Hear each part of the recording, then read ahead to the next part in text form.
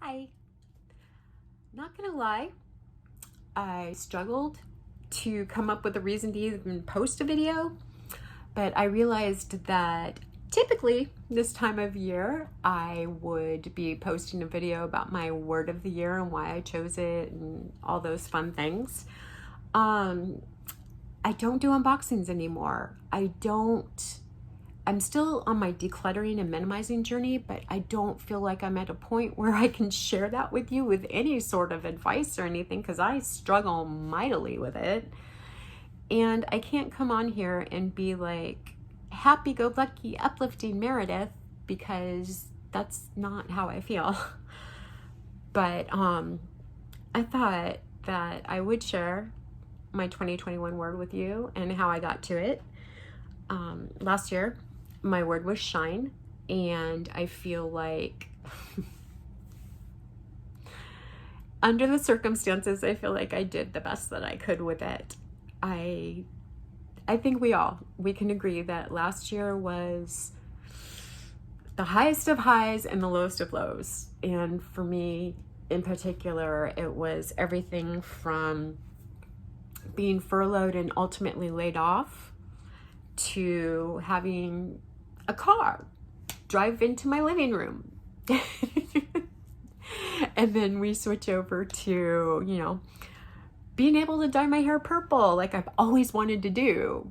And, just all kinds of things. And it's just been, getting a new job within, just a couple days of being laid off. That too. But looking back at that and looking at the situations, I honestly do feel like I tried the hardest that I could to be positive and, support people that were around me and to give virtual hugs. And the biggest thing for me was to not be judgmental on people who had different views than me, whether it be political, whether it be vaccination, any of those things. And I felt like I did that pretty well. This year, I wanted to have a word similar to shine, but I also wanted to have something that was that but more and symbolized growth or something along those lines. And I'm going through, and it's nothing that I try to focus on too much. I kind of wanted it to come organically, and I came upon the word thrive, and I really, really liked that. And it was resonating with me in a lot of ways. So I typed it into Google just to do a search, just to see like what kind of images came up, if any inspirational things came up.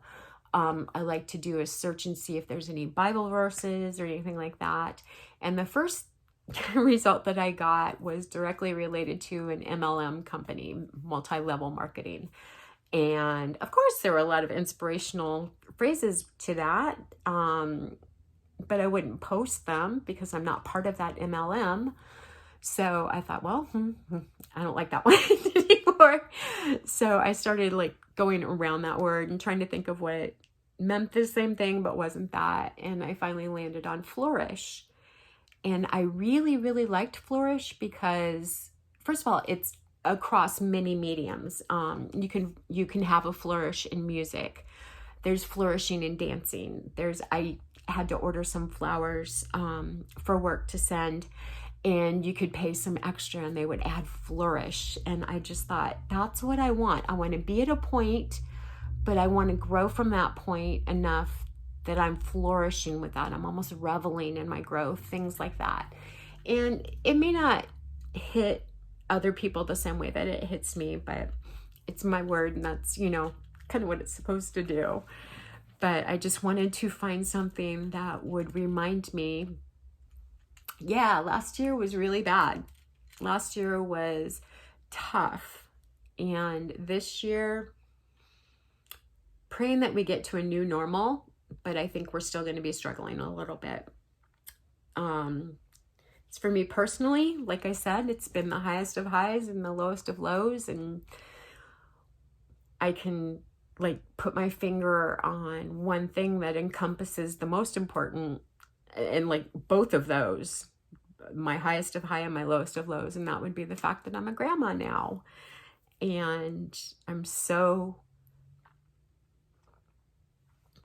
proud of my daughter for carrying a baby and giving birth and caring for that baby now. And that's the highest of highs, is to ultimately see that. But the lowest of lows is the fact that I can't go visit yet. How horrible would we feel if we went to visit and we brought the virus? There's just no way. So we're planning a trip.